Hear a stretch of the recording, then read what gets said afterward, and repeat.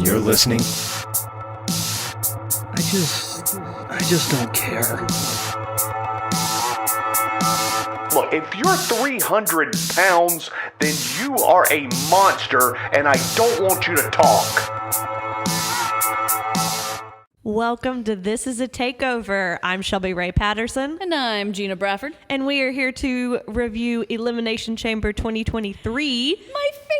Gina's favorite pay-per-view of the year. And no one else. It's funny, it never used to be. It never was. So, okay, was Kofi's year what made it your favorite? Kofi's year transformed how I viewed Elimination Chamber. And it was his start. It was the start of Kofi Mania. And honestly, I just loved it. Yeah. See, burp one. There it is. So friends, we discussed off air. I have been the one who's been very gassy. I swear, but it's that drink now. But apparently, Gina has had 2 burps on me now, because what are you drinking that's making you burp? Today we are repping a local brewery here from South Carolina called Slow Play Brewing, not brewery. Sorry, but this is their Active Player Hard Seltzer in the flavor of mixed berry. Honestly, Slow Play is my home away from home. Yes, you do, especially in the summer. Dude, it is. You are there. It's great. It's like a mile from my house. It's awesome. like it's the best. And Pete is Mr. Popular over there. He is. He gets his pup cup pretty does much get his every pup single cup. time. We don't have to ask. They just bring it to him, and They're like, "Oh, Pete's here." he loves it. Yeah. But yes, I'm drinking my spicy Diet Coke. Your spicy. It is crispy and spicy. It's not chicken. I have to make it interesting, okay? I can't say I have a mixed berry or this has notes of clove in it or like anything like that about any of my drinks nowadays. Today we have a sparkling beverage for you with aspartame and lots of false sugar content. That's all I need. Hey, I've tried to supplement my Diet Coke intake with LaCroix this week. Ew.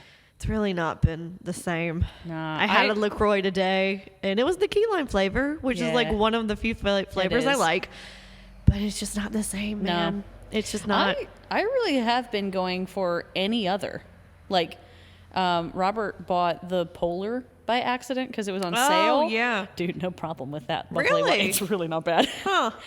Not the one your grandpa used to drink. Oh. But the normal, like the seltzers. Oh, okay. That's the Polar Ice. Not the ice. Jesus, those It was just sugar. Yeah. Yeah, but it made him feel better, so that's fine. That's all that mattered. But today we're talking about Elimination Chamber. Yay! And, this one was interesting because with our group, we have a huge group of people that we, get together and watch it with. Yeah. And this time, for me, it was only me, Ted, and 2 dogs. Yeah, so it was a very interesting watch experience. I think it really does kind of affect, I think I've said this on the show before. Yeah. I think it really does affect, like, how you watch it. Oh, absolutely. Yeah, because, like, wrestling is meant to be watched with a group of people. Definitely. Like, it's not a solo experience or a small group experience. Because even when you go to a wrestling show, even if you go with, like, one other person or, like, a couple other people, like, you're still surrounded by an entire arena full of people who are into this. And meeting the randos around you is part of the experience. I mean, my gosh, when we went to AEW, we met some interesting people. That was when we went to Battle of the Belts, when they came through Charlotte. I think that was some of the best crowd interaction experience I've ever witnessed. I think that man would have genuinely left his family, because he had a family, wife, children, everything at home, if Hook came and proposed to him right there. I'm telling you, Kara, this man was behind us. And we were just older, talking about okay, well, who are you here to see? Like, well, who's your favorite? Blah blah blah. This grown ass man. We were talking. We were just talking I like Adam Cole. I like blah blah blah. And he goes, we're like, who's your favorite? He goes, Hook.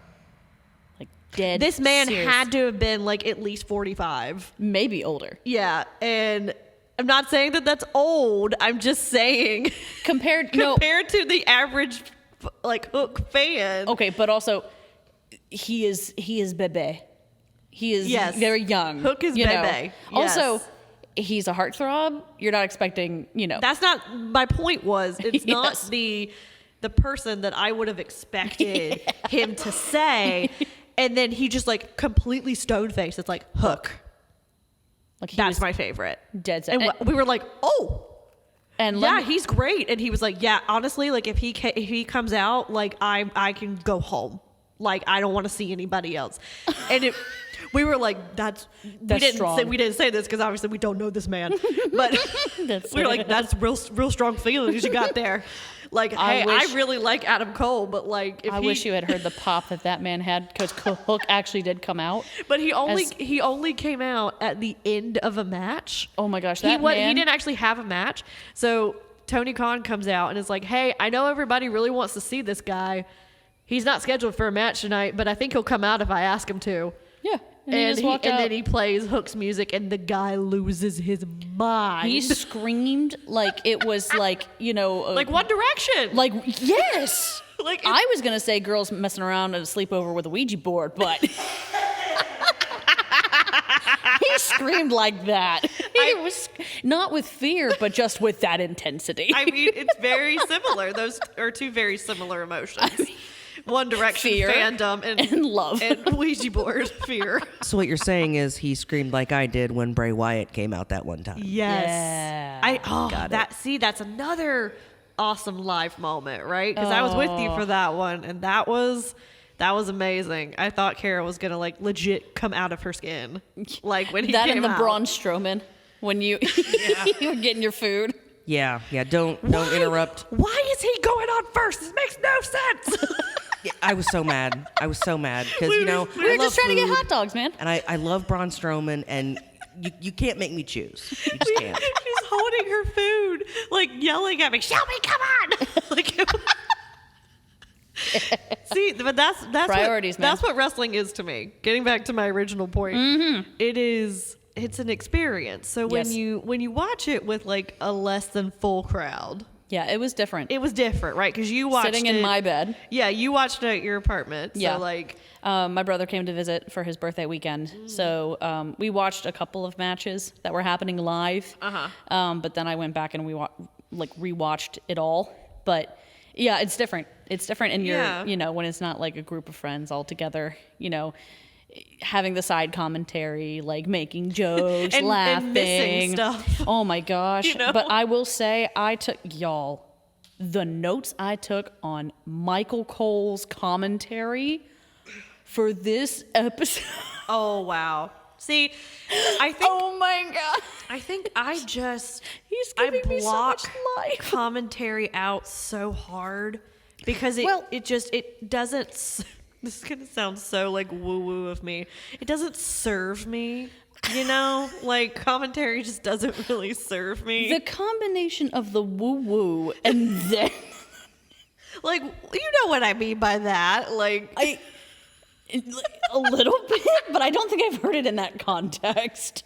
But that's great. I'm going to use it from now on. Yeah, it just doesn't serve me, so I just kind of tune commentary out. But I'm glad that you got something out of it. Well, but that's the thing. I used to turn it off because Michael Cole was, a puppet. Like he was just saying whatever Vince said. But now, y'all, when we get there, I have quotes written down. I rewinded to have y'all hear these quotes. I love that. I was rolling, y'all. He was killing me. Well, let's just go ahead and get into it so we can hear it.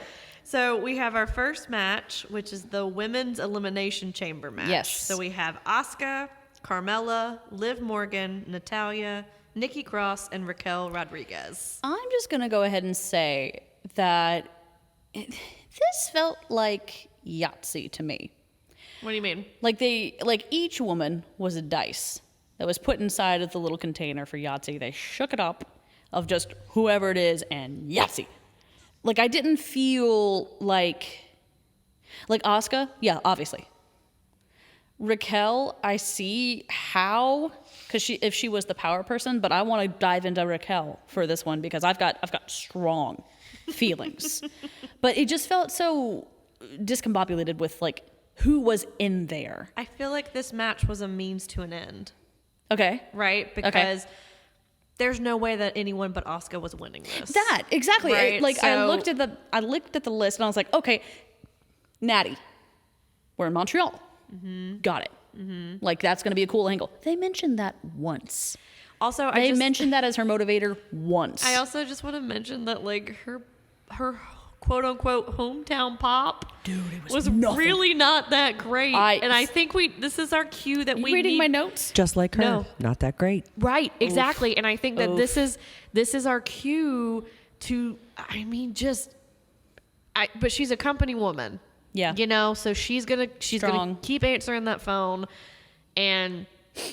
but I feel like it has run its course for her. She's read. It's time. For honestly, years now. I was just gonna say we've Yeah. been saying this since we started this thing. But I think yeah. I was kind of mad that she actually lasted longer in this chamber match than Liv did. Dude. Because what I wanted Liv versus Asuka at the end. That's what I wanted. Because I don't feel like Liv got a fair shake as SmackDown Women's Champion. I really don't think, and it's nothing to do with her performance. It was has that everything shoddy to, ref thing. Well, but also it had everything to do with Ronda. Because that's who she was in program with the entire time that she was champion. Which sucks. And Ronda doesn't care, right? Has not cared at all during this second run. Ronda's Brock Lesnar. Yeah, exactly. She doesn't get it. And so Liv's run was really not that great. And I think it was right to cut it short. I think, but at the same time, it really sucked. The rug was ripped from her. So when I saw that she was in the final ones for Rumble, I was like, okay, because like usually the ones who are like the last four, are like, okay, these are our people that we're going to be pushing. Yes. For this year, Like, look at these people. right? Because if you look at those people, you had Rhea, you had Liv. And you had Asuka. I will say, though, Rhea was very well used in the match she has later, though. Oh, absolutely. But my point But is, I know what you're saying, yes. Like these are the people that we need to look at, right, for the coming year and going into WrestleMania, right? Yeah. So I was really kind of hoping that they would, have Liv in the final two for this, because I'm like, okay, we obviously know that Asuka's going to go over, but like if we have a strong showing for Liv, then I think like we can set something up for her later down the road to kind of redeem her for this like lackluster run that she had. And I hated, now granted she did look strong as hell with that double submission. I wrote that down. I was just like, what in the hell was that? Like, so you had Natty, who had put her in a sharpshooter. Yep. And then Asuka came in and did the Asuka lock on top of that. So she didn't tap. She fucking passed out. So she looked strong as hell. Which she can use. Right, exactly. But it's not full. That's what I was saying with the Yahtzee metaphor. It's like, okay, short term, just here. These are the people. It's not like, okay, we're going to use this to go ahead and build this psychology here, which it clearly was used for the men's. Oh, definitely. Like, it was so thought through for the men's. For sure. And I'm not saying that, like, I'm going to put my feminist coat on here. I'm just saying, like, the people who were in the men's, like, there was a lot more story that was ready for them. Mm-hmm. And I didn't feel that for these ladies. I don't think that because you had people in the men's that, like, could clearly interact with one another. Yes. This one, I see what you're saying. Like, it didn't. Yeah. I mean, Asuka works with everyone random. because it's Asuka. That's why she, Right, but I think it goes back to the point of, oh, well, we know Asuka's winning this, so we'll just put whoever. Yeah. And, they'll make it a good show, which that can work sometimes, but when you have someone in there like Natty or someone in there like Carmella who's very like one note. Yes. Oh gosh, Carmella. Then you don't really have a lot to play off of. So I think honestly since Carmella has come back, I haven't necessarily minded her as much. I'm not going to say that I like her now, but no. I could say she is playing more into this like bratty kind of princess character that I can kind of see where she's going with it. I just don't know if she's ever really going to go anywhere. I was getting more frustrated at not Michael Cole, I'm sorry, Ignorant Slut, because his commentary has switched now, and it's driving me mad because I prefer when wrestlers do not mix personal with work. And so the whole match, he's going, "My beautiful wife," and I'm like, I hate it. I hate it. It's Everybody gross. knows. Like, yes, like get off your high horse. We like, all know. it's gross. Like, we know how you cheated on your wife and your kids. Like, it's fine. Like, I'm not bitter. I think that's a lot of it though, right? Yeah. Because you have other couples that are in Yeah. WWE. Seth and Becky, great. Cheered for them. Love it. It is. But It they're is mentioned. private. It is, but it has. They do mention that they are together. They mention that Johnny and Candace are together, and that they have a baby together. But I think it's different when you have a commentator who is commentating his wife's match. Yes. I think it's different, and I think there's different parameters and different boundaries that need to be put in place, so that way you don't have the uncomfortability of just like sitting there hearing him talk about how beautiful and great his wife is, which I'm like, I'm sure you think that. You married her. So like, good for you. We all know that you think that. Which leads me into this quote. Okay. So Carmella started making this very odd choice of trying to do this one move that she clearly was not capable of doing, and it didn't work out. And Ignorant Slut says, "I don't know, Cole. Sometimes you have to blindly follow your wife's choices." And Cole, not missing a beat, says, "Well, my wife doesn't talk to me," and kept going. I remember that. There were two parts to this quote, right? Yes, Kara. Yes, blink all you want. Because I paused Peacock. And I sat there and was like, number one, Ignorant Slut. Strong quote first. Yes, very strong. Michael Cole coming out of left field, running. Have you ever seen the video where the guy's skiing down the hill and they're recording the little kid and he goes, "I'm a giraffe"? That was what that comment was. I felt like I got whiplash. Isn't that great? Kara's face. And it's like, he's so deadpan. Yeah. He's so deadpan when he says these things. I do enjoy that dynamic now.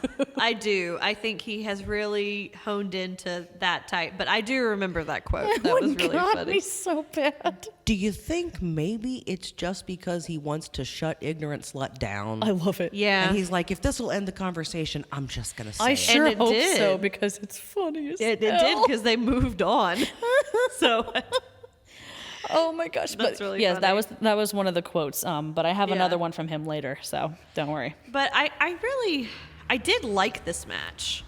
Yeah, I did think that it was fun. I just think that they could have made it seem a little bit more believable that somebody else was going to win other than Asuka. Yes, I wish there And- was more time for Nikki.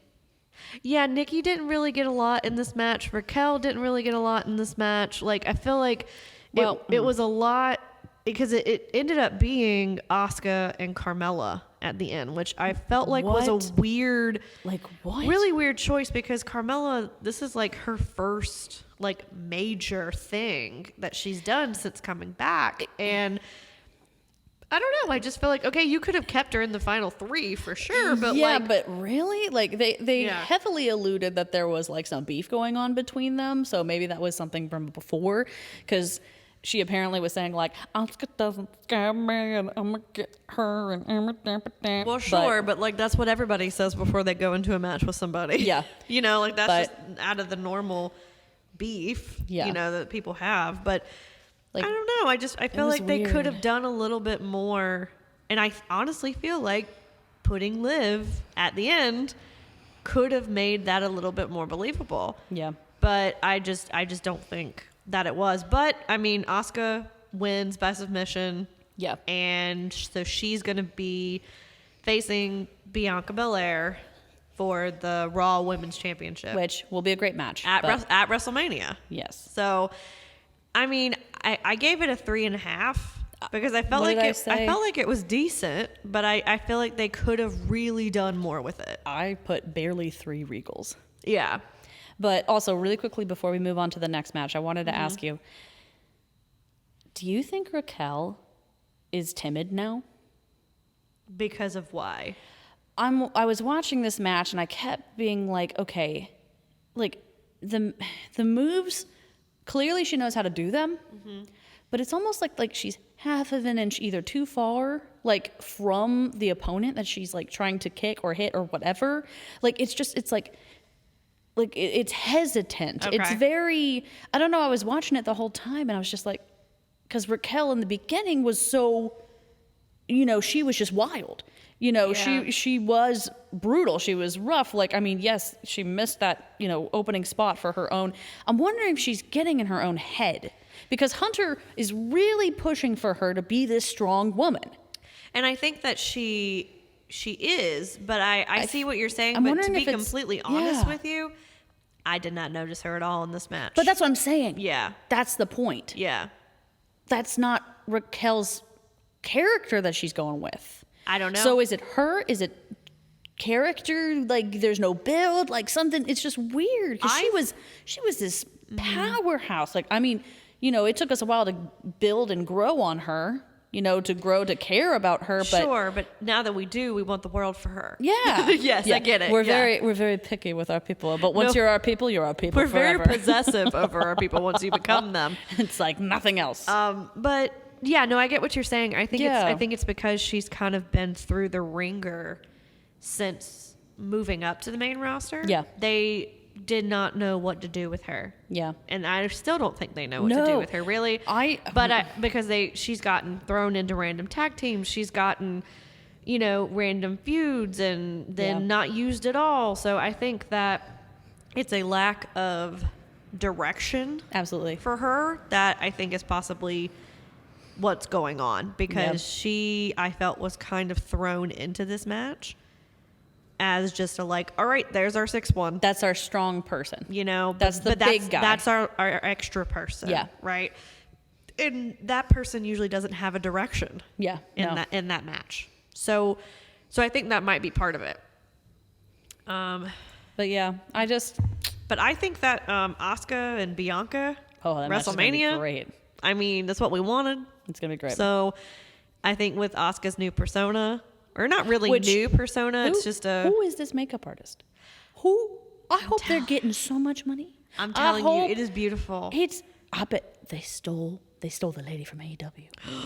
Yeah. They totes took her. Oh, they all work that circuit. I hope that they do. They're not exclusive to one brand. I would hope hope. so. They're independent contractors, right? So That's they can go true. wherever they want. And they're all in Florida. Exactly. Well, So unless they're touring. that's but- what I would do. Shit, if I was a makeup artist, because that I've said this on air. I think I've said this. That's my other life. That's my life. That's your goal. If I could do this life all over again, that's what I would be doing. I would be a makeup artist for wrestling. Absolutely. Because I mean the art. It's cool, The art man. of it. The fact that you have to put on basically a art piece. Right, so I'm talking about the ones for Asuka or the ones that when Finn was the demon, things like that.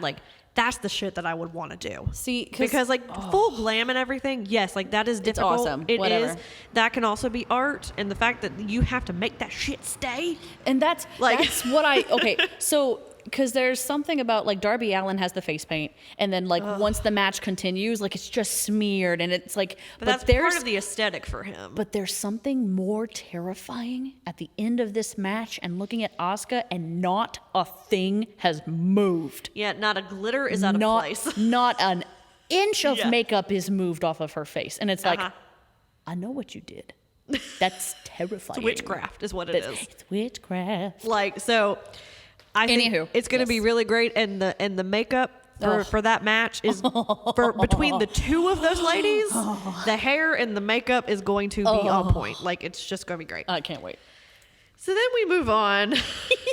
I've been so excited to talk to you about this one. I hated this. Are you serious? Because I didn't hate it. Are you kidding? I didn't hate it. Okay, sorry. I was very taken aback by that.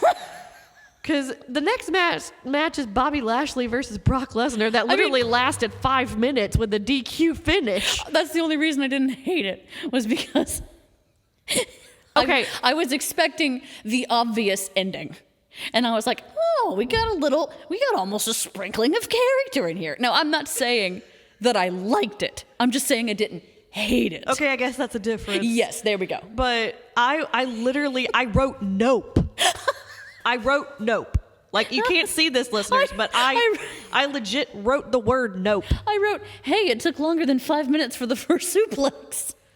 So basically, just the gist of this match, everybody, was about 3 F5s, about 4 spears. So many spears from Bobby. And then a kick in the balls finish in 4 minutes and 45 seconds. I did really like this poor ref. This poor ref took so many bumps. Well, I did spots. hear that this time there was actually consent involved with this ref bump between Brock That's Lesnar good because and he this took ref. about 5 different spots. Well, of the last death. one that he did to a ref apparently was not planned, and the ref actually got hurt. Oh my god. Yes. So they made sure that, like, they put out to all the news media outlets that this one was consensual.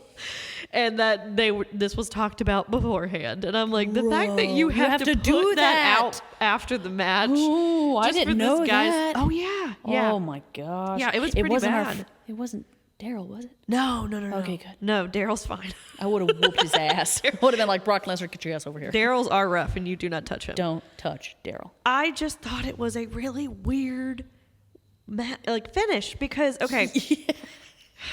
Okay, I didn't want this match to begin with. I don't think anybody wanted this match to begin with. We've seen this so many freaking times. So many times. I don't give a damn. I'm like, I don't even care. I don't even know what the build up to this is. Like, why do you care? And apparently Brock Lesnar, The pop. like, the whole point was he was like, Bobby, you need to come out and sign this contract because I want this match and blah blah blah. And he was like begging for this match. And then, like, less than 5 minutes in front of the ref. Like, not even trying to hide the low blow. The ref is standing right next to them because Bobby has him in a hurt lock. Yep. And he literally just kicks him in the balls.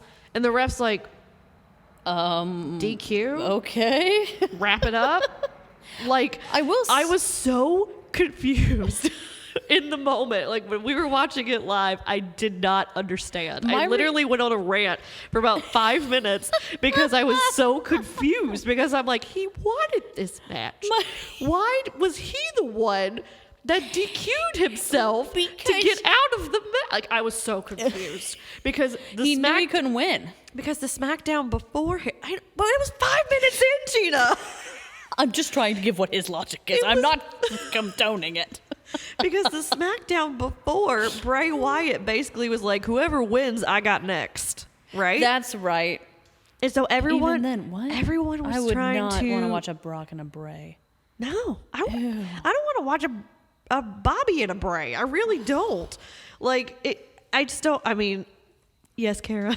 I just want to watch Bray. Okay, yes, that's fair. We all do. We all do. He could just sit in the middle of the ring for, I don't know, like 30 minutes and just look. Look, I'm just saying though, they gotta I'd pay for that. He's got to have a little bit of hideaway time from his what is it, Dr. Howdy? What's the guy's name? Uncle Howdy. Uncle Howdy, excuse me. Uncle Howdy's got to hide in the back for a little bit there with that. Oh no, stunt he came out with them, so they're not split or anything. No. I'm just saying with how. Oh, how bad that botch was. That wasn't Bray's fault. No. That was whoever Uncle Howdy was. Yeah, but we'll find that out. Don't worry. So Bray can come out. But I think he could literally come out and recite the phone book, Kara, and you would be sitting cross-legged in front of the TV as long watching. as he Intently staring. Yes. Oh, he's at ours now, guys. Oh, you're going to love our next This Is a Rewind episode. You're going to be so I am. excited. I can't wait. So, Oh my gosh. I felt like, because this was the third match that we had, and so I was like, okay, this is hopefully going to be the blow off. But then I heard people saying, oh, well, this is just a stepping stone match for their match at Mania. I'm like, well, what else do we have to do? Like, why? Like, why? Like, cross-eyed as I'm looking at this, So anyway, I was like, okay, maybe that makes sense because this is not a divisive finish, right? So maybe Bobby can use this as like okay, well, fine, I'll see you at WrestleMania type thing. But that's not what we're getting at WrestleMania. Do y'all know what we're getting at WrestleMania? Oh, gosh, let me take a sip. We are getting Brock Lesnar versus Omos at WrestleMania. That'll be my snack match. What Dogs calls the popcorn match, right? Yep. That's yeah, that's what we're getting. We're not getting a final score on this. We are leaving this at kicking in the balls and moving on. So You didn't even give it any wrinkles. Oh, I did. I just haven't gotten there yet. Oh, okay. This was terrible. I thought you were saying I'm done with this match. We're gonna move on. I mean, I gave it a 2 if you really want to know. That's generous. I don't understand it, and I think that's why it made me mad, because I'm like, why did you waste a match on this? Like, you didn't even give it 5 minutes. Why did Montreal pop so hard for Brock Lesnar? Because it's Brock Lesnar, and apparently everybody loves him in a cowboy hat now. I don't know. I don't know. Like, everybody loves Yellowstone Brock right now. Like, Yellowstone Brock. That's what he's doing. He is real life Yellowstone, y'all. He does have the jacket. No, he actually owns a cattle ranch. No. He owns a cattle ranch. No. And he legit has dual citizenship in Canada. That's probably why they pop so hard for him, because he's technically half Canadian now. Because he bought so much cattle land in, 'cause I can't remember what state, if it's Montana, if it's Wyoming, I don't know. I don't know which state it is. But he's right there. He's right on the border. So he wanted to buy more land. So he had to become, like, have dual citizenship in Canada. So he could buy more land. So now he has dual citizenship in America and in Canada. So he's technically half Canadian. Unbelievable. I know that, friends, I know that's not how it works. Do not come at me for that. But it's funnier for the joke if I say he's half Canadian, He's okay? half Canadian. Anyway, this was terrible. I gave it 2. I will say that there was one very nasty spear that Bobby gave that I actually remember being like, oh, dang. That actually looked nasty. Like, Bobby's got great spears. Yeah, I was big, impressed by that. For a big, beefy man. Yeah. He does really good spears. They were nasty spears, man. Yeah. So I did give him some props for that. But yeah, I think I gave it a 3. You gave this a 3? Barely 3. Yeah. Barely 3. Well, you liked it slightly better than I did. I guess I was just so shocked by the end. I was like, oh, we almost attempted character here. Like, interesting. Like, You call kicking in the balls character. I call the reaction he had as a petulant child at least some form of emotion. Okay, that's fair, because he did go on like a tirade. I'm like, you lost.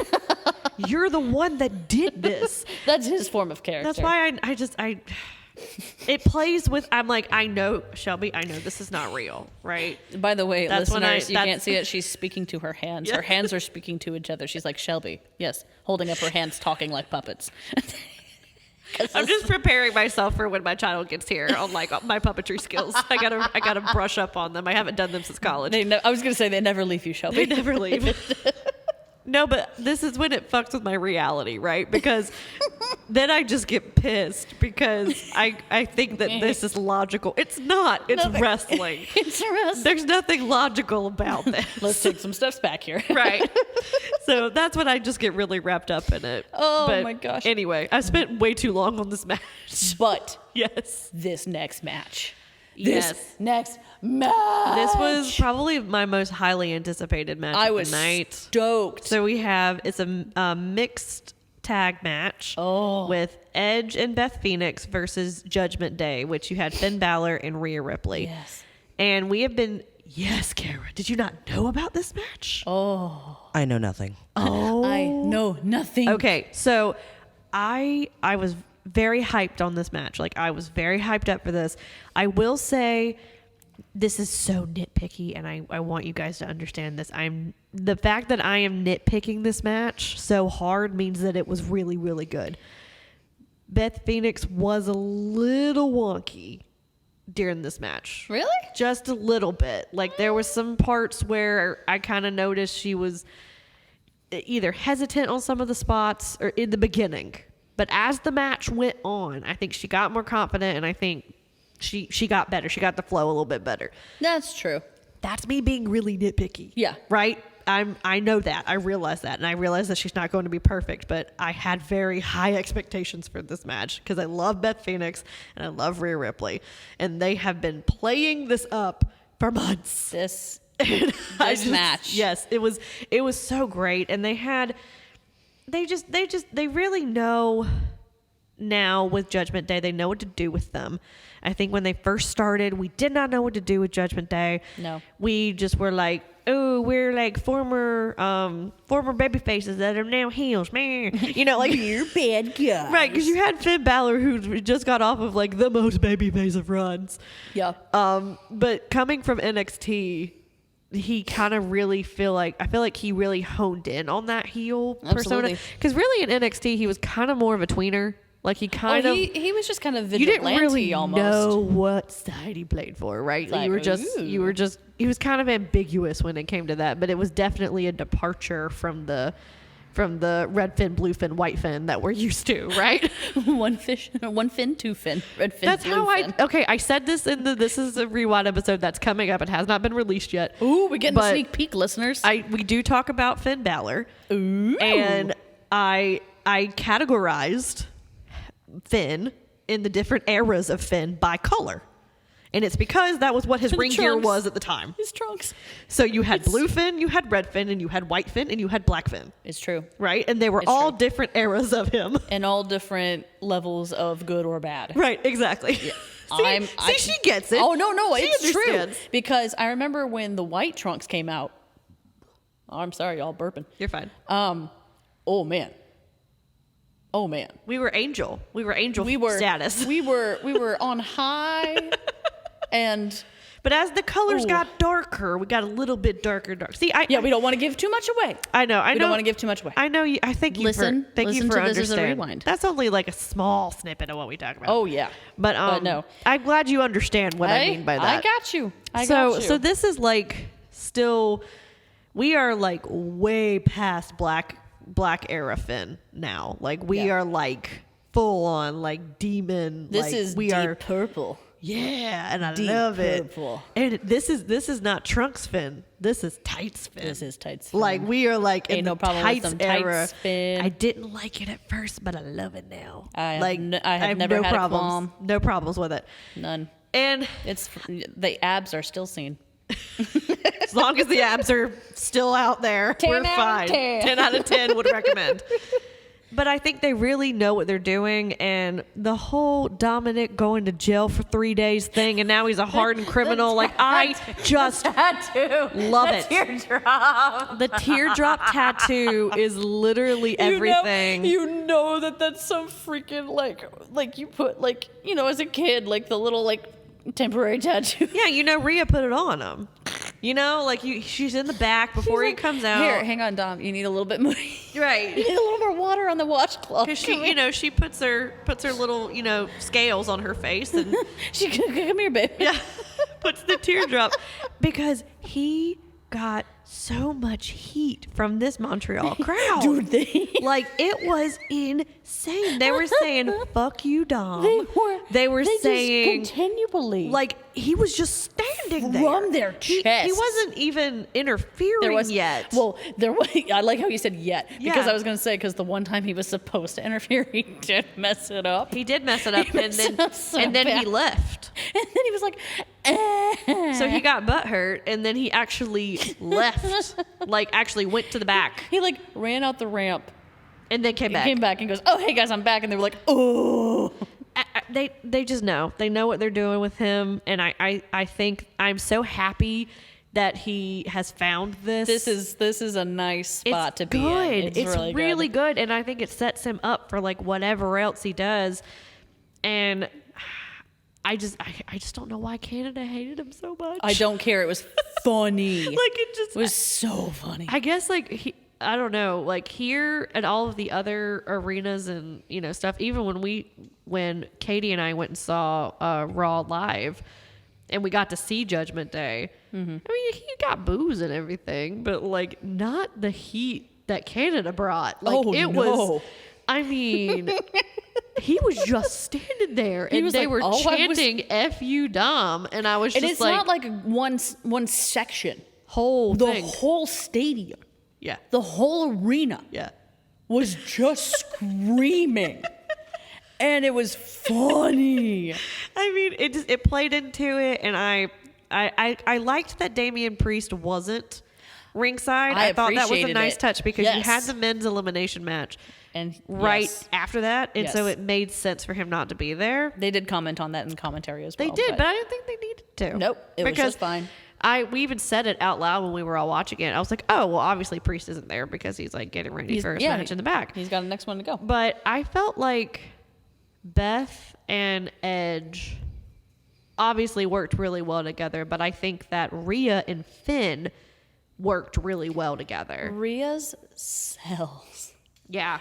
Were unmatched in this. There was one spot where I swear one eye went down left and the other went straight up. Like I don't know, her faces were unreal, her cells. I don't know how her body even did it. It was perfect. So between her and Finn, the selling was just like off the charts. It was because Finn already sells to the moon anyway. Which is probably where she's been learning these sells is because they've been working and training together. But oh man, I will say though, her boyfriend, her boothang, Buddy Murphy, he also has some pretty good sells as well. So maybe that also is sprinkling into. Yeah, I mean she's getting it from around, everywhere. But, oh man, Rhea. Amazing cells. There was a really cool spot where it was Beth and Rhea doing simultaneous powerbomb spots with the other's partner.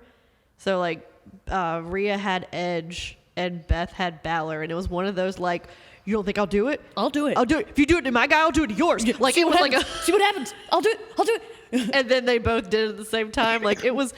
I love spots like that, and especially when it was the women who were like doing it onto the guys. Yeah, like I thought it was a really cool spot, and it just showed off how strong both of them really are. Oh yeah, because I mean, Finn is not a small guy. No. Edge is definitely not a small guy comparatively to like a lot of the other men that are in the roster. He is smaller, but in real life he is not a small man. No, and Edge is really tall. Yeah, a freaky tall man. I mean, probably about as tall as Rhea, because Rhea is a pretty tall woman. She is a tall woman. And I mean, just both of them picking them up with just ease and just being like well, bam. I'm like, well, bam. I mean, it just the strength of both of them, but Rhea, just seeing her strength just like grow and grow, and like I will never forget seeing her just spike Gallows to the floor during Raw. Katie and I's souls left our bodies for about 2 seconds and then came back down. That was an amazing recording you sent me. I was so honored. It was the best thing I have ever seen, and that is the biggest man. Like the biggest of men. Enormous. And she just spiked him into the ground like it was absolutely nothing. Like I encourage everyone who's listening, go look that clip up if you haven't seen it. Like it is insane. So I think with this match, it ended up being everything that I wanted it to be. And Edge and Beth, it made sense for them to go over. It made sense for them to win. Mm-hmm. But I don't know if you noticed or not what move they won with. So I have... Oh, sorry. Yes. No, I'm sorry. I'm thinking... I have video or audio evidence of Corey Graves being an ignorant slut, and I thought that was the move you were referring to. Oh no, I'm getting to that. You're talking about with the actual pin. The finish. Yes. Oh, yes. Say it. So Say it. Because it's great. So they won with the shatter machine, which in other language is the big rig. Now, I don't know if you guys are aware of whose finisher the big rig is. It's our friends FTR. Kara choked on her spit. No, Kara. So yeah, so they're But they're all friends in real life. they are, because they all live in Asheville. Right? So like they are real life friends Yes. with FTR. And they all, So- like, their kids play together, and it was so nice. So I thought it was a really cool, thing. But then, of course, like the internet sleuths are like, "Oh, does that mean the FTR's coming to WWE?" like, no, you And guys I'm like, just suck. have it be a good moment. Just something wholesome. Go The away. fact that like they were able to do that move, and that's not an easy move to do. Like, No. it was cool. But I think the part that you're referring to, and I was going to get to that, and I'm glad that you brought it up, because it needs to be brought up. Because every time that we can acknowledge when ignorant sluttery has happened, I feel like we should. I have audio proof. If audio proof. I have audio proof that this man knows exactly what he's doing just to get under my skin personally. Yeah. So just to set it up here, you have Michael Cole, Shit got me heated. who can pronounce the word coup de grace And does. and does correctly Beautifully. every single time, It's amazing. right? What a concept. So I'm watching this, and then I'm like, okay, so it's just Michael. He's coming in and he's saying coup de grace. He said it multiple times. We don't need to say it again. No problem. Like he only did it once. So there's no need. And other man has not He has, spoken, which has been nice. Ignorant Slut has not spoken been at this great. point. So Been I'm like, you know fantastic. what? We're going to get through this. We're going to get through a Finn match where this is pronounced correctly the entire time, and it's going to be great. And then there's silence. And then No, Corey Graves has to come in. I have it. Please play it. I have it. Please play it. I have to. This is the first time we've ever done audio on this show. Now we're heading up to the top rope. Oh, and Dominic was flung into the rope. So it's a little ahead. Saving his perhaps from a coup de grace. That's throw, Dominic? I believe so. My lord. Finn was going for the coup de grace. And Beth Phoenix did not allow it to happen. Coup de grace, Cole. We actually speak French here in Montreal. Are you kidding me? Are you Coup de grace, Cole. They actually speak French here in Montreal. I wrote down. He knows what he's doing. I said, ignorant slut, he is still digging into the wrong pronunciation, even in Canada. Go fuck yourself. He knows. He knows what he's He doing. listens to me just He- to kill me. Knows what he's doing. So I'm watching it in the bedroom, right? I'm watching it in the bedroom. I'm fully under the blankets, relaxed. I got some wine in my hand. I'm chilling. We're in our happy place. And I think because y'all were having your Zoom meeting, I had to bite a pillow because I wanted to scream. I grabbed a pillow and I was like screaming into it. And Robert comes over after it and he's like, "You good?" I was like, It was one of those moments that I don't think anyone but us are really going to care about. No. But "Oh." that is prime evidence that Corey Graves listens to this He show. listens and He he listens does it to this just show. to spite us. Oh my gosh. Oh. Yeah. So if you haven't guessed already, you guys already know what my choice is for the end, but it's fine. It's fine. I was going to do that, but I was like, yeah, No. I'm pretty sure Gina's going to pick up on this because that was blatant. It was, oh. Like, It's like if he had a camera on him, he would have looked at me like this with his eyes huge. Yeah. He would have looked right in my soul and been like, coup day. I can't even say it. I'm not going to no, say it. she physically cannot. Oh, I can't do it. I can't do it. I So can't do it. I gave this a 3.5 because I did enjoy it. I really did enjoy it. I thought it was fun. It was beautiful. I think I gave it 4. Yeah, I didn't. Yeah, I 4 didn't- Regals easily. Yeah, I didn't give it a 4. Just I don't know why I didn't, but I think in the moment I was like, oh, a few things could have been could have been better. But You can't take away a good score, Corey Graves. You can't do it. Just because you're an ignorant slut doesn't mean that I'm going to punish these wonderful wrestlers. wow. Take that. There we go. Boom. Button on the end. Yes. But this next one, So this next one was my match of the night. I loved it. I went back and forth because I was like, okay, but the first match, the Vengeance Day match, I loved it so much. Right. I'll read my note for that later. Yeah, But so yes. this is the men's Elimination Chamber match. So man. we had, but this was also for the U.S. title. So this was Which not, I liked. This was not for a qualifier for No. anything. This was not for a match at WrestleMania, which is what they normally do. I like that. But it was actually for a title. What a concept. Yeah, no, I thought it was really cool. So you had Austin Theory, who was the U.S. champ going in. A-Town. You had Bronson Reed, It Damian is- Priest, Johnny Gargano, Montez Ford, and Seth Rollins. And this one was so much fun to watch. Because it was one of those matches that it was chaotic, but and you weren't sure where to look. No. But everybody that ended up pairing off and having storylines and feuds, it made sense. Yes. And I feel like, and this is going to be a callback to past episodes, I think Johnny's death wish is back.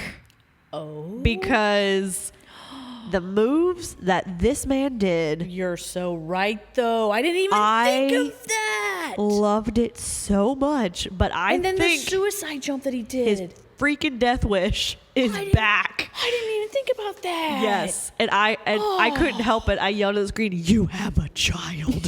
What are you doing?"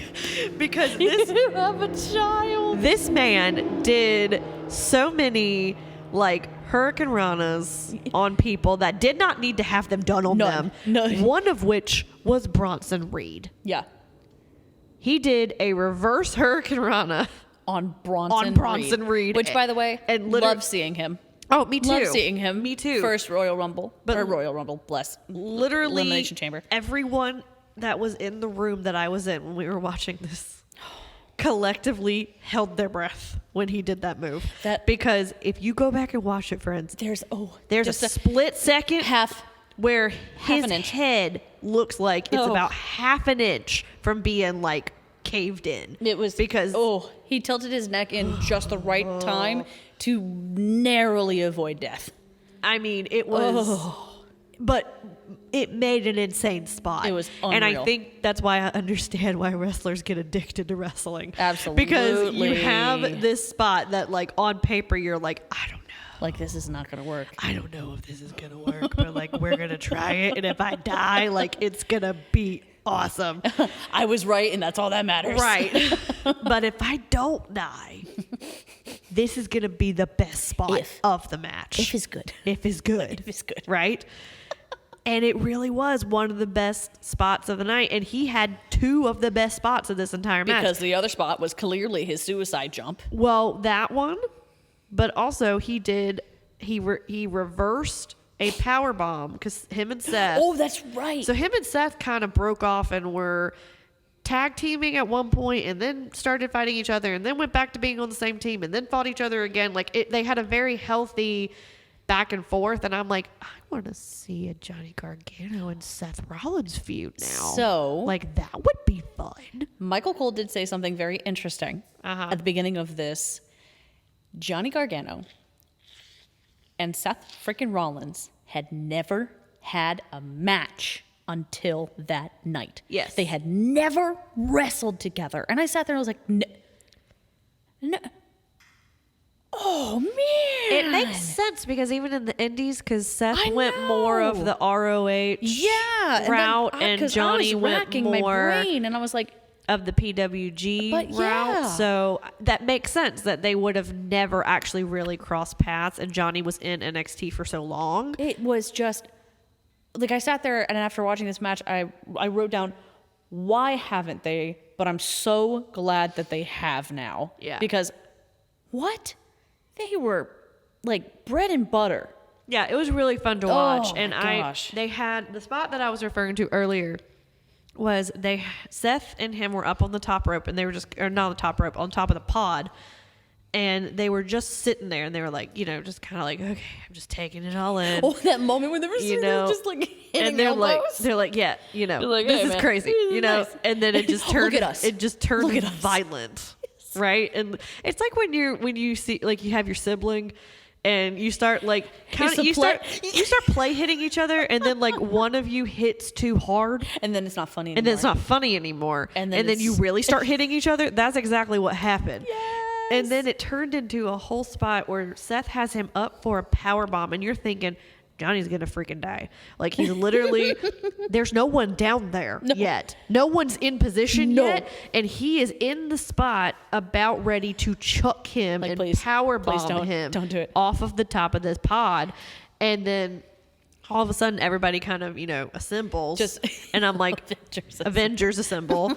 and then you're like, oh my God, he's really going to powerbomb him from off the... No, Johnny freaking reverses it into a Hurricane Rana, and Seth goes over and is caught by everybody.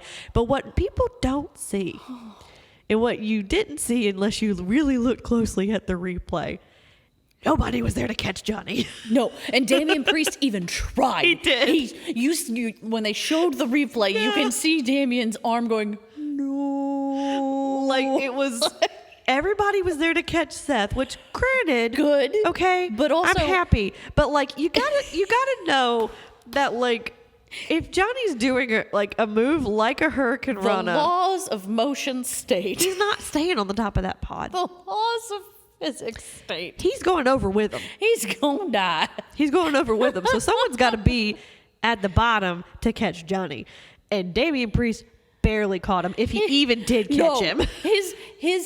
His arm was out, and Johnny's other arm maybe grazed him on the way down, and it was just Yeah, so rightfully so, Johnny was done after that. He was indeed dead. I think that also Montez Ford had what I called the jungle gym spot of the night. Oh yes, where it's my favorite part of Elimination Chamber, and they didn't do it in the women's. They did do Liv did a spot. Excuse me, off of the top of the pod where I think it was the sunset flip that she did off of the top of the pod, and but other than that, they didn't really do a lot with the women's. No, other than top rope spots. Yeah. So I was like, okay, so they're saving it off for the men, and by God, did they save it all for the men? Because literally, there you had Montez Ford that just climbed up to the very tippy top. And like he's, those dome jungle gym things, yes, that are at parks. So it's like a half circle. But they're made of chains. Yeah. Oh, that's what this reminded me of. Oh, right. So like, picture that metal dome that's at a park. Yeah. But picture it with chains, and instead that's of the what ropes. This was. Yes. Yes. So he literally climbs up and then just does a flip. And then just drops. And you think, in theory, that's not really that, defensive of a move. But then you think about how tall that chamber is. And then how tall that human is. And how fast he's coming at you. Yeah. And I'm like, okay, maybe that is effective. I think I would stay down for a little bit, too. It's just one of those things that when you aren't athletic like these people, and you don't think like that, you're thinking, I could probably catch somebody. Yeah. No, definitely not. It's, nope. But I think that everybody kind of had a spot like that, whereas in the women's, I don't think everybody did. It was, everyone in that match had something that could be built for later. This person spited me or slighted me. Later down the road, I'll come back and I'll whoop their butts. And then this person, it built. It gave wiggle room. It had the potential. Yeah. The last women's chamber match didn't have anything except for maybe Liv, if they're going to stretch that one out then. But yeah. No. But I think right now everybody's set up for what's going to happen at WrestleMania. I think for Johnny, him and Seth are going to meet again at some point in time. I sure hope so. It's going to be after Mania, for sure. Okay. But I think that we are going to get a program, whether it be for a title or not. Probably not. Because Seth is... Probably just a normal match. I but- think Seth is kind of done with titles for the moment. Or I think he should be done with titles for the moment. But I think that I would love to see him and Johnny go. I would love to see Bronson and Johnny go. Because that has happened in NXT before, and they did. That was an amazing match. It was awesome. That was a great match. So, but that's not where they're going with it, because I'm pissed because that's. Do you want me to explain? Please, because I'm going to just only say cuss words for this human being. So we get down to the final three, which is Austin, Seth, and Montez, and I was like thrilled. I was stoked because I had picked Montez to win. I did too. I was like, hoped that he would. I was like, if they're gonna give this to anybody, like this would make sense, yes. right? Because I'm like, Seth has already been, battling back and forth with Austin for a while. And then they let them have it. Right. They'll go ahead and have their little feud outside. Uh-huh. Yes. And then Montez will come in and steal it or whatever. Exactly. Because I think he is due Absolutely. for a singles run. Not that he has to completely turn on Dawkins. I don't think that has to happen. Because Dawkins is putting forth the effort too. He's clearly trying to show, oh no, I can still make it even if I'm not with him. And he's pushing and trying to show Hunter as well. So I think they're both trying. I think both of them have had incredible singles matches as of late. So Absolutely. But I was really gunning for it. I was like, this could really look good. This could be awesome. He could have the title for a while. They could do a feud with, they could make it kind of rocky with Dawkins if they want to, or they could do a New Day and just have everybody be happy for one another. Hey, man. Either way, it could work.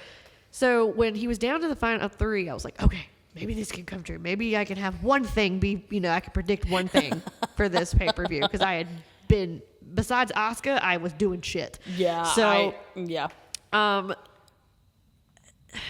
so you had Theory and Seth end up being the final two because Montez takes a stomp from Seth on the outside, and then Theory goes and he pins him.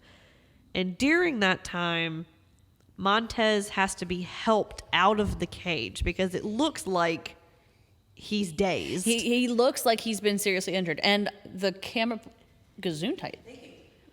The actual hit, the camera guy got it spot on. He did, because honestly, they had me fooled for a second. Absolutely. I was scared. I was like, oh shit. And then as soon as I saw who the guys were that were coming out, I was like, oh, okay. Well, because here's the thing. Because he sold it so well. This is what I've learned from being a wrestling fan for this long and being in a group of wrestling fans who either have been in the business or have analyzed it for years, right? If it is a real injury, they cut. They do not show that person. Yes. Because they don't know fully what has happened to them. And they don't want to... you're going to hate me for bringing this up. They don't want a Cesaro situation where they actually see what happened to him, right? Listeners, if you don't know what that is, do not Google that.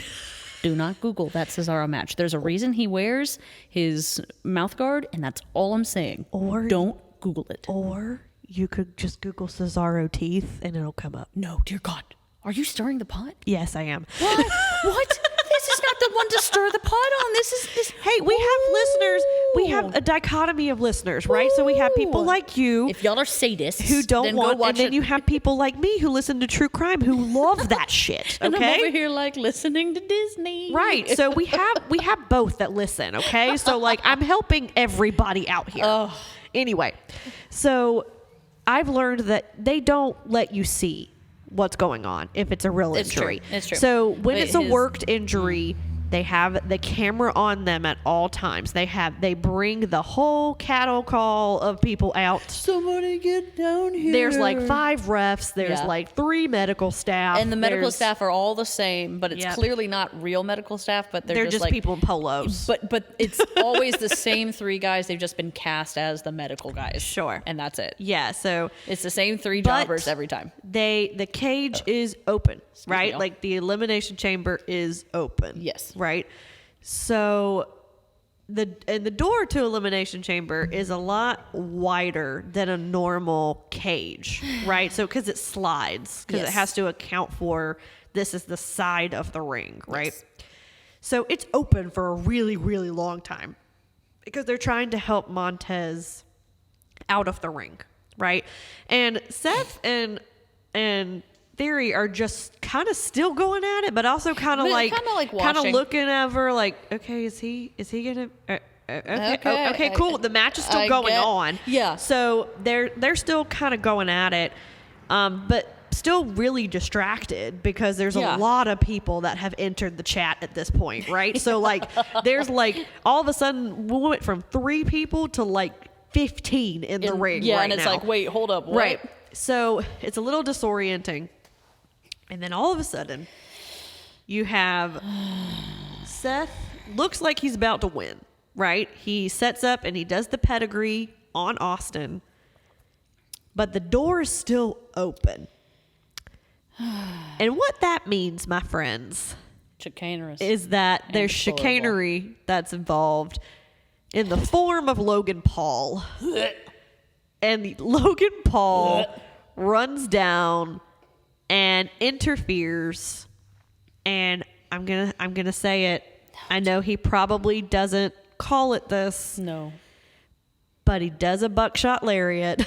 Oh, that's fighting words. That's what he did. That's fighting words. You know that's what he did, though. That's not the point. I'm just saying. I'm calling it like I see it. the point. He did a buckshot lariat, hit Seth Rollins, and then did a stomp on him, and then left him there for Austin to pin. Now, I have gone on record at Royal Rumble Shelby. to say that I am trying to accept it, right? Because this Okay, I didn't is know where that where was we going. are. No, I don't like the I was dude. just- No, I was prepared. no. Do you know me at all? Look. There are many things that can happen. It's true, but I'm at this point where I am accepting that this man is a thing in WWE, and he is fully a heel now, which I can't appreciate because they were trying to make him a babyface, and I'm like, there is no universe ever that this man is going to be a babyface ever. Never. Like there's just you can't make him With all the crap that he's done in his life, it will follow him forever. right, and he is not a WWE superstar. He is a celebrity that is coming into WWE because he wants to be a wrestler for right now, right? So he is now officially a heel by doing this because he has now cost somebody a match, right? And he's very, very heelish as he did it. So this sets up him versus Seth Rollins for Mania. He doesn't deserve it. I agree with you, Doesn't but they have 2 nights to fill, Gina. I keep forgetting about the 2 nights. They have 2 nights to fill for WrestleMania. I wrote this down. That match was as fine as Montez Ford until that asshole Logan came in. He doesn't deserve a WrestleMania spot, and I don't know where this is going, nor do I care to. Yeah, and I can agree with that. But I think this is where we are. It was And if anyone is going to be put with him, him. Seth is going to be the one because Seth can work with anybody. He can put over anybody. Like, seriously, I've seen him do it. We all have. We've all witnessed it. But their tempo and speed does work together. It does. So I'm not going to say I'm looking forward to it because I'm really not. Yeah. But in the performances that he has done in the past, they haven't been terrible. So I'm not going to say that I am like appalled by this match. that they have set up. No. Because a lot of it is because of Seth. Because I think that the match itself, he is going to make great. Yes. And Logan's going to train for the amount of time that he needs to, and then probably get injured. And then we won't see him for a while. That's literally been the pattern. If you look at the pattern for his past few matches, he's gotten injured at the end of every single one of them. He got injured at the end of Rumble with the Ricochet spot, which, duh. But Any human being besides Ricochet would be injured by that spot. and Ricochet probably Right. still was, but he just didn't say anything. No, he probably wasn't because Ricochet is Fair. like a superhuman. That's fair. But so that's going to be the process that we go through, right? Like he'll get injured, he'll go away for a while, he'll Yeah. recuperate, and then he'll come back until his contract is up. Yeah. So I think if we could just power through, If you can't beat him. yeah, and I mean, I think if it was anybody else who did it, the spot still would have worked, right? If you think about it, if you It's insert true. somebody else besides Logan Paul into that The spot, interference it would have worked. made sense. Right. I just hate him. Maybe- I clicked hey. Reddit. Sorry, other reference. Sorry. You did, and you are very adamant about clicking red. I clicked on Reddit. Yes. But hey, and people are probably yelling at me right now, being like, "You are super optimistic about this, and this is shitty, and blah This blah is blah." all we have, But this is y'all. all I have. Like, we can't. you know, like we can't sit. I mean, we can, and there are channels that are devoted to that. But I would Y'all can listen to them if you want. I would prefer to try to figure out, okay, maybe we can see where this possibly goes. Yes. I don't know. But I gave this match a 4. Yeah, I thought this was so yeah. much fun. And I'm excited to see where all of this splinters off. Absolutely. Yeah. Like, So especially Bronson. our final match, which I think everybody was tuning in for this match. I was very excited for this match. The hype around this one. I really was. Yeah, like you know how they play those video packages of like what was the build up to this match? Oh, yeah. I actually watched this I one. know, because I went through and I fast forwarded through everything else just because, I split it up in 2 days. But I Yeah. did the exact same thing for this one because I just enjoyed it. So this was for the WWE Universal Championship, and this was Roman Reigns versus Sami Zayn. Now, if you like go back in time, yeah. like 2 years, and you said that this match was Right. one actually going to happen, and two was going to be the most compelling thing that was on the wrestling, card. not just on this card, but just wrestling in general has going on right now, I would have laughed at you because gosh. Sami Zayn is one of those talents that has always been here and has always been good, but like hardly anyone has ever seen it. Yes. Since he's come up to the main roster. Absolutely. He's done really good stuff. Yeah. But at the same time, He's the funny guy. yeah. He's the funny guy. Right, and you never see him as like main event No. material. He's right? amazing on the mic. Uh-huh. He's amazing at character development, but they don't really give him anything else, and his wacky entrance kind of just leaves it at that. Sometimes even can be a little bit too much. Oh yeah, But but I- the whole conspiracy theory, Sammy, was not my favorite. Well, no, that was a huge swing. that was I will not say. my favorite. But with this, just how they, again, sucker for long-term storytelling here. Yes. How they incorporated basically the past like almost year of story. Yes.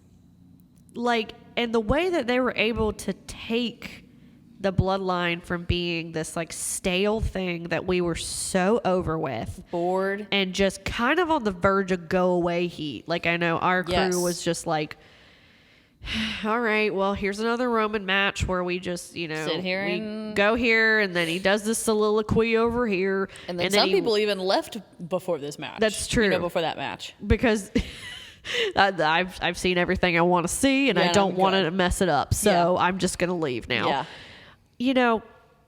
I was fully engaged from start to finish. Yes. But as I thought about this match, it was if you look at just the wrestling, it was a typical Roman style match, right?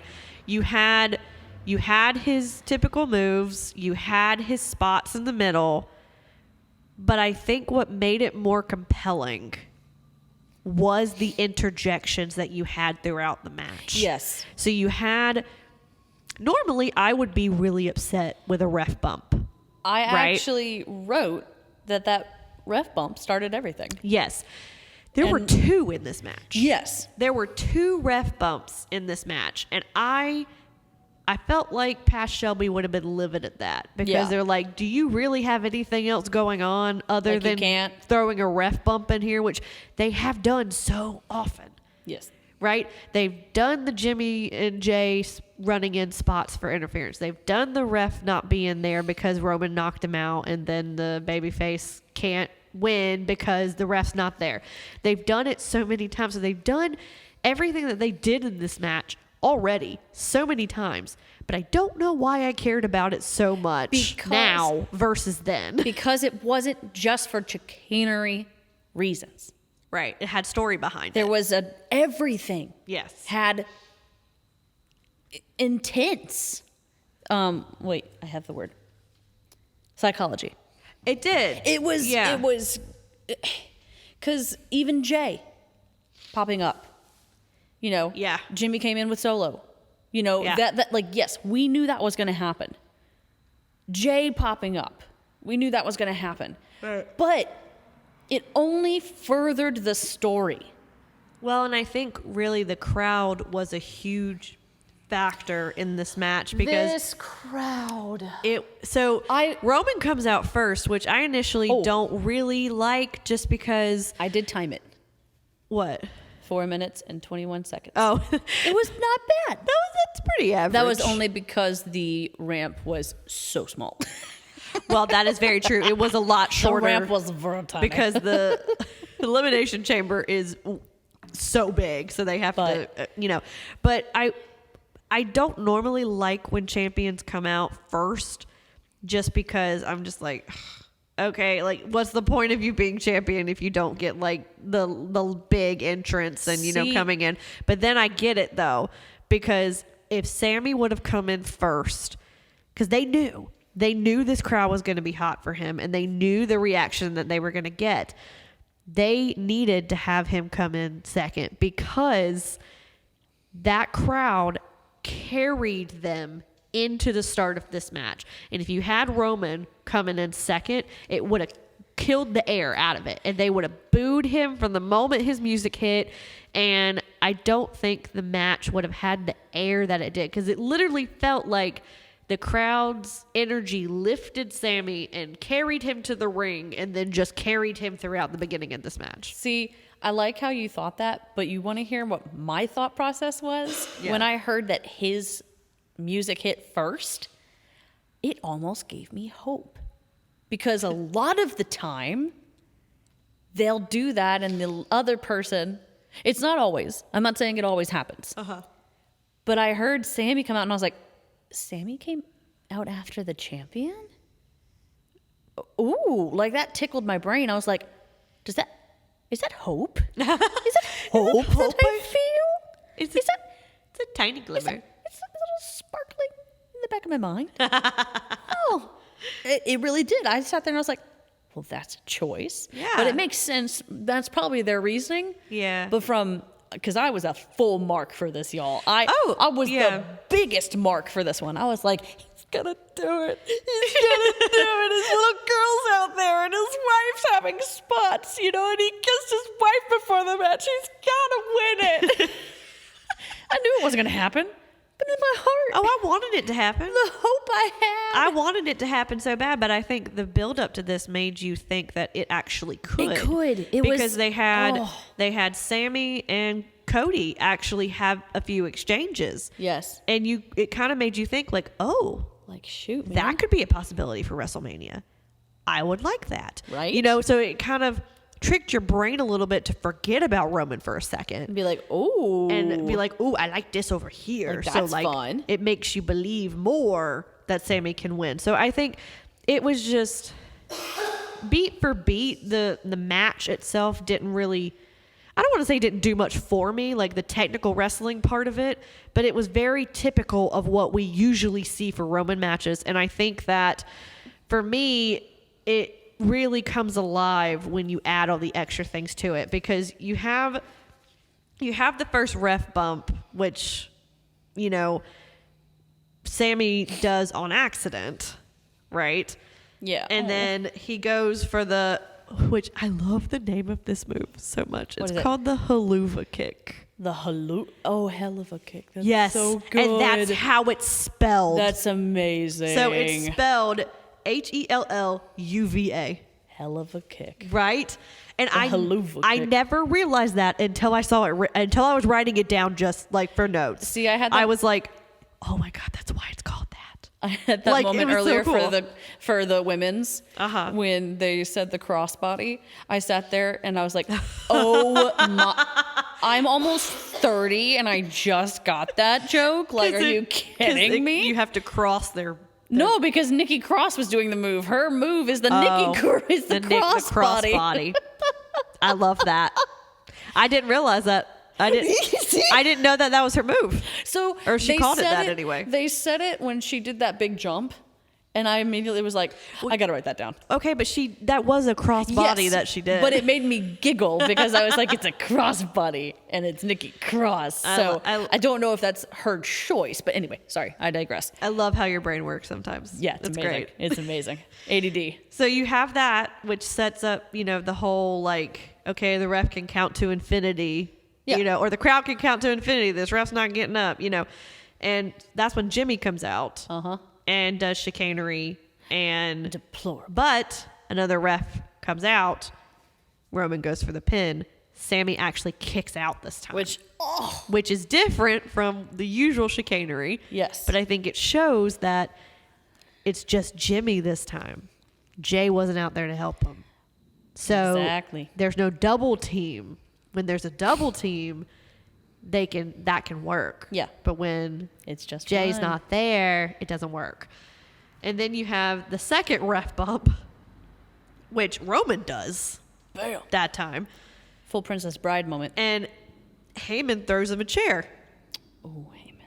And so Roman goes to set up to hit Sammy with the chair. And then Jay comes out and stops him. Jay stands in front like Sammy did for Owens. And then Roman hands him the chair to do it. he holds it even the same way, too. He does. He goes, holds it out and is like, you do it. Oh. And Jay ends up not doing it. I really wanted him to hit him, though. I did too, because they really did, because then it would be... Hey, they did set it up because Roman did the same thing. Yes. He walked up in front and was talking to Sammy, and the camera had it had a perfect angle. You know he thought about it, though. Oh, of course, you could see it on his face that he was like thinking about it. Oh. But then you had, bless you. Excuse me, y'all. You had, well, this is the time of year for coughs and sneezes, and Y'all, this it's fall fine. spring is killing me. It's fine. Don't worry about it. It's fine. So this was probably the most tragic part for me. No. You had, his back, Roman's back was turned, and he was talking to Joe, and he was like, well, screw you. Like, you're no help. Like, I'll just do this shit myself. Yeah. And Sammy has gotten up at that point. No. And Roman actually pushes Jay in front of him so that Jay has to take the spear. Because Sammy goes to spear Roman. And Roman pushes Jay and spears Jay out of the ring. Like, completely just out. And I'm like, oh my God, your one friend left. Like, is now gone, essentially. Or that's what we're assuming. Yeah. And then that frees up Roman to hit Sammy with the chair. And then third ref comes in and counts the 3. And he wins with a spear. But Again. now I'm going to say this, because you thought it was very similar. I will say I felt that his moves were much more elevated in precision and just honestly in the skill. I felt that those spears, his spears are great, but every other move I felt matched Sammy's level. I felt that really, and it's not just because of story. Like, I felt that there was improvement. And I don't know if the story just elevated it. It probably did help make me feel a little bit better. Yeah. But, I mean, what was it? Did I write it down? I really just think the pace, it's the pace for me. Yeah. Like, I can agree with that slightly. Right. I can agree that he maybe met him more than he does most people. But it's the pacing that kills me. The pacing of, okay, well, now I'm going to move over here because my blocking tells me I need to be over here. You know, it's like that actor that really goes by the stage directions. Yes. And really just like any note that the director gives, like is law. You can always tell when it's a note that they've been given. It's not it doesn't look natural. They don't just effortlessly move to stage right. You know what I mean? Like they're like, all right, it says I have to cross here, and then I'm here, and I move. You know, like that's what I'm talking about. So it's fair. not necessarily the moves themselves, but like it is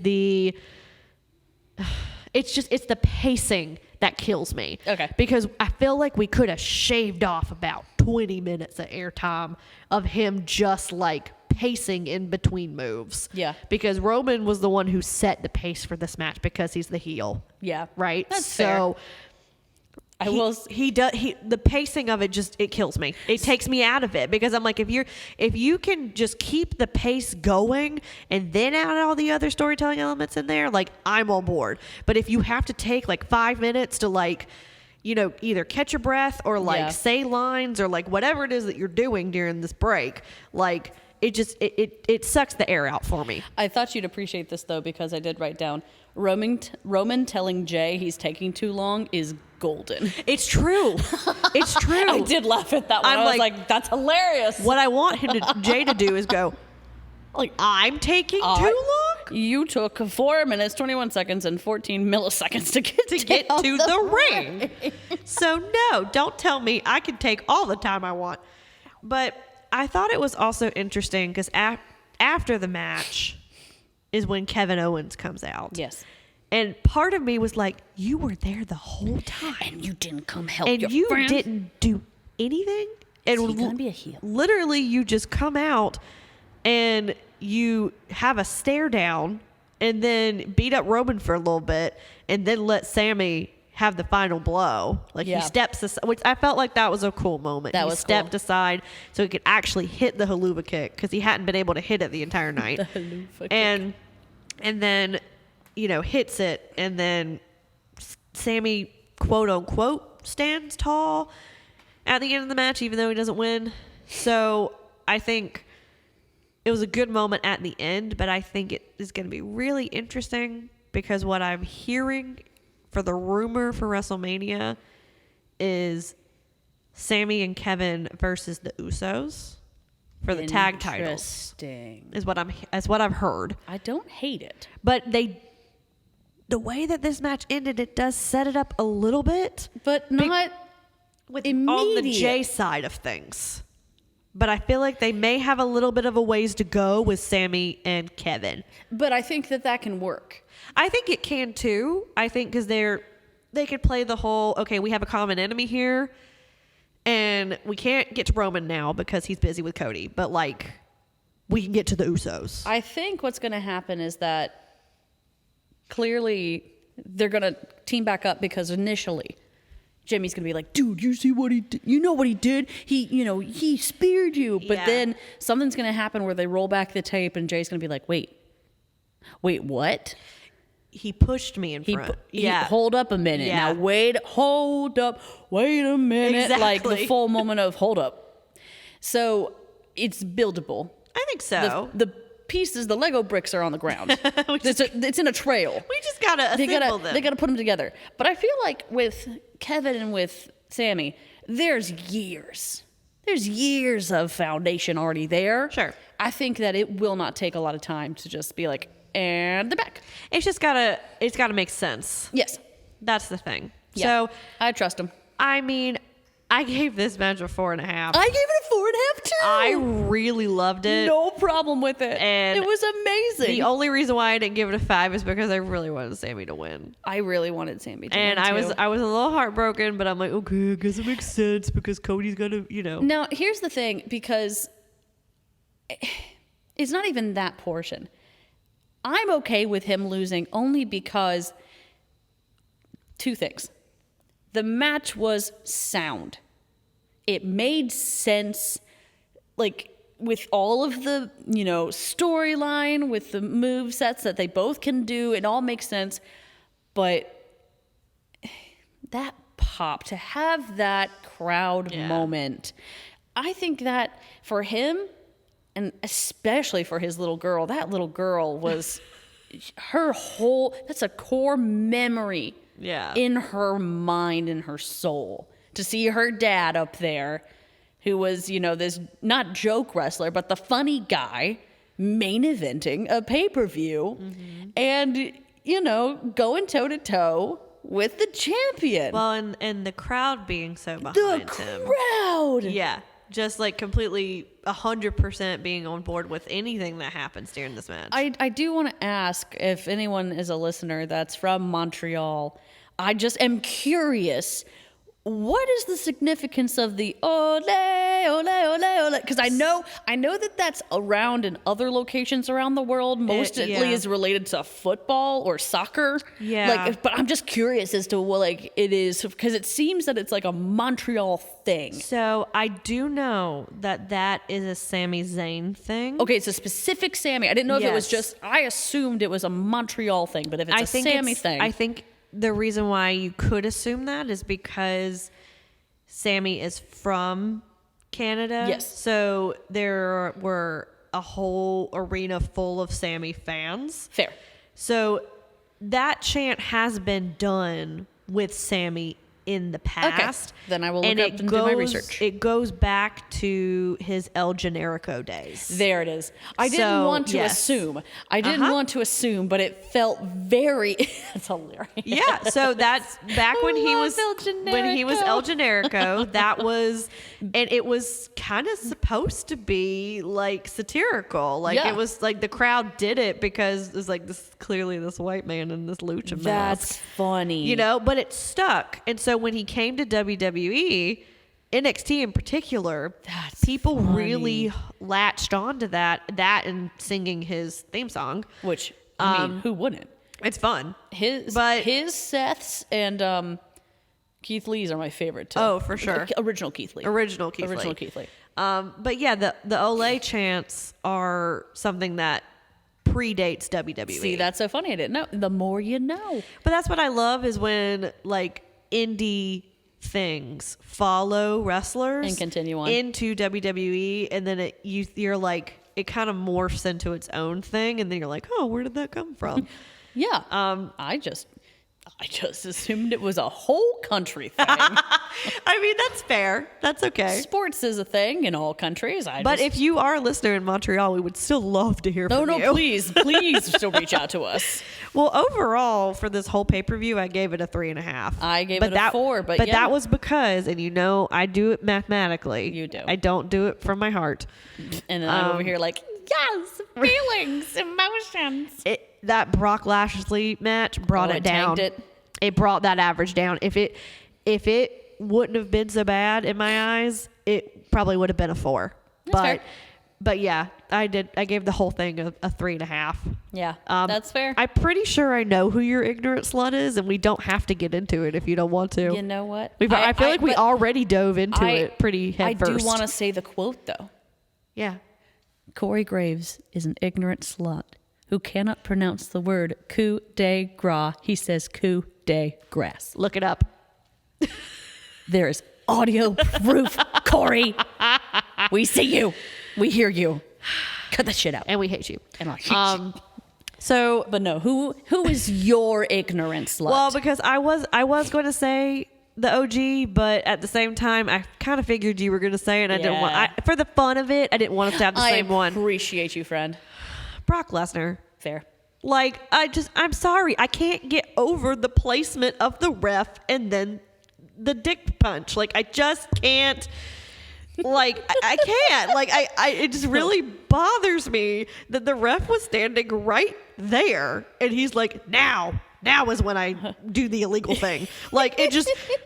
Again, I know this is fake, guys. I know. Okay, you don't have to tell me. So please don't comment saying that, Shelby, this is not real. I know it's not. Okay, but like. That's when my brain breaks, and I just cannot. I lose the ability to acknowledge that this is scripted. Okay, Yeah. and so it bothered me so much. That's I just can't. that's fair. Who's your EST? I debated this for so long. Yeah. I really did. Initially, I said Montez Ford. Okay. Montez did amazing, and then my immediate thought after that was, oh, but Johnny, like, oh my gosh, but Johnny. And then I thought about Rhea, and I was like, but Rhea, and I just so overall, the most fun I had in that match was just the Vengeance Day match in general. The Vengeance Day match? The whole match. The Elimination Chamber, you mean? I said Vengeance Day. No, the Judgment Day. Sorry. That's where my brain Okay. is. Sorry. Judgment Day match. Oh, Wow. okay. Sorry. So the mixed tag. The mixed tag Okay, match. got it. With Ed. Well, I mean, Edge was. That's not what we were watching. Sorry, Edge. We weren't there to watch you. No. But, I mean, Beth, she may have had a slow start, but she continued. She was strong. Her arms. Girl, you ripped. Girl, you jacked. I see you working out with your arms. I see it. But My favorite thing about their dynamic right now, and I don't know if you've seen this, I don't know if you've been watching the regular weekly snippets. programming. Snippets. They have Beth and Edge have this whole thing where Edge wants to touch her ass so bad, and he can't help it. He just does it, and she just looks at him like, "Don't you do it? We're on camera." Like, it is literally Our kids are watching. and he just literally just goes tap. Like, it's just it's so. But that's real love. That's real love. The dynamic is just hilarious to me, and it happened during their entrance to Is that this the show. picture that was going around? Yes, Where yes, and she is just staring at him, waiting for it to happen. she's like, she's just like, you're gonna do it, aren't you? but honey, your ass looks great. That's not the point, dear.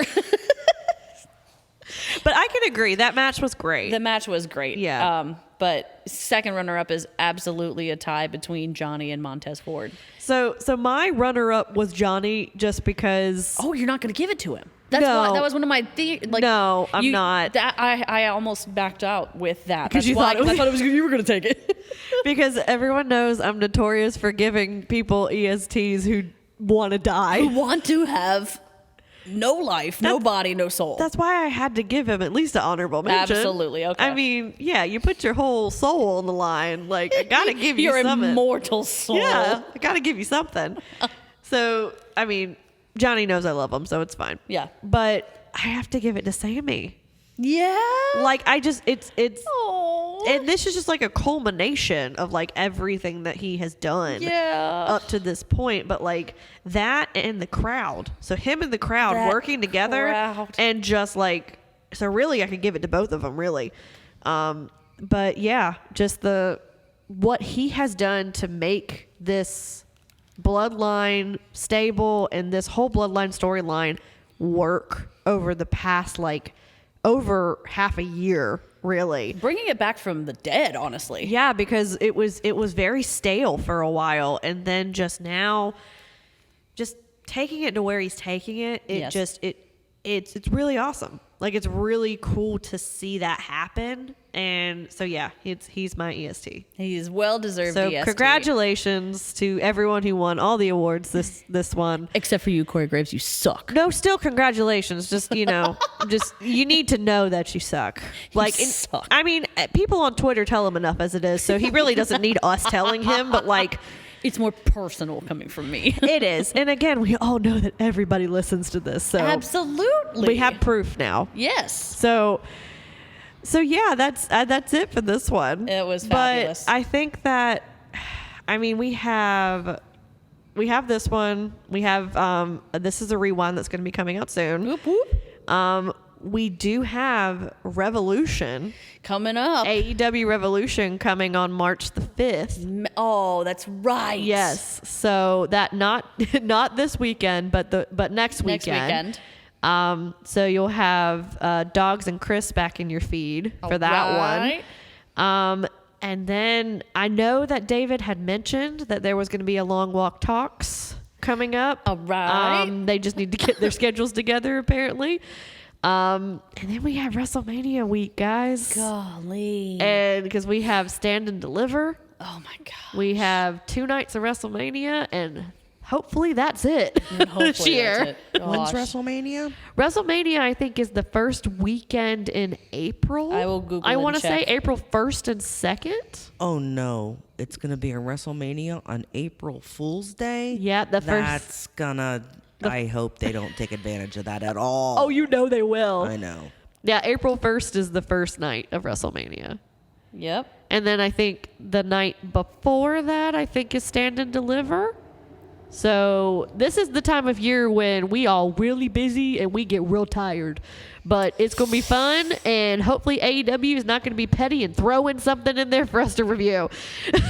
Please. So let's hope. Please, Tony Khan. Yeah, fingers, all the things crossed. Yes. But Gina, if people want to follow you on the socials, where can they do that? They can go ahead and follow me at Instagram or on Instagram at my. I can't, y'all. Just all of Instagram. Just go into Instagram and Gina's there. I'm there. I live, I breathe, and I exist in Instagram. No, those reels do capture. They have a chokehold on me. Oh, they have a chokehold on all of us. On you too. Oh my God, I send you like 50 a day. Oh my gosh. But no, they can go ahead and find me at Broadway_baby1218. And yeah, that's about it. I still haven't done the Noir account, so I can't give you that one yet. So my husband may or may not have been toying with the idea of creating a Instagram account for our dog. This is the first I'm hearing of it? We literally were talking about it today. Okay, I'm not offended And then. I told him, I said, we are not being that white couple. We are not doing that. We are not making an Instagram for our dog. No. But our dog is so freaking cute. He's so photogenic. And he's so photogenic He that loves taking and he pictures. does so many weird, quirky things because he's still a puppy. So it could happen. It's not gonna happen. But Unless you don't know about it. If I don't know about it, I can't stop it, right? If he wants to do it, that's fine. I'm gonna but message him. No, we're not. I'm not taking part in this. I'm also not becoming a stage mom for my dog. Okay, I'm not doing it. Like I'm not, because you know that's gonna happen to me. Yep. I don't do things halfway. No, I either you don't do never. them or I put in 1,000% into what I do. So if this journey does happen, I am going to be that stage mom for my dog. And I don't really know if I have time for that with a baby on the way. No. So, sorry, I didn't mean to piggyback No, off of your you're so Noir account. good. But I don't have it. That was my joke. And so. yeah, so stay tuned possibly for Instagram for my dog. But if you want to follow me on Instagram, you can do that at SlayAllRay. And if you want to follow us here at Long Walk Podcast, you can do that at Long Walk Podcast on all the socials. And for This Is a Takeover, you can do this_pod on Twitter or This Is a Takeover on Instagram. Whoop, whoop. And yeah, I feel like sometimes these outros are so hard for me. You've been nailing it, man.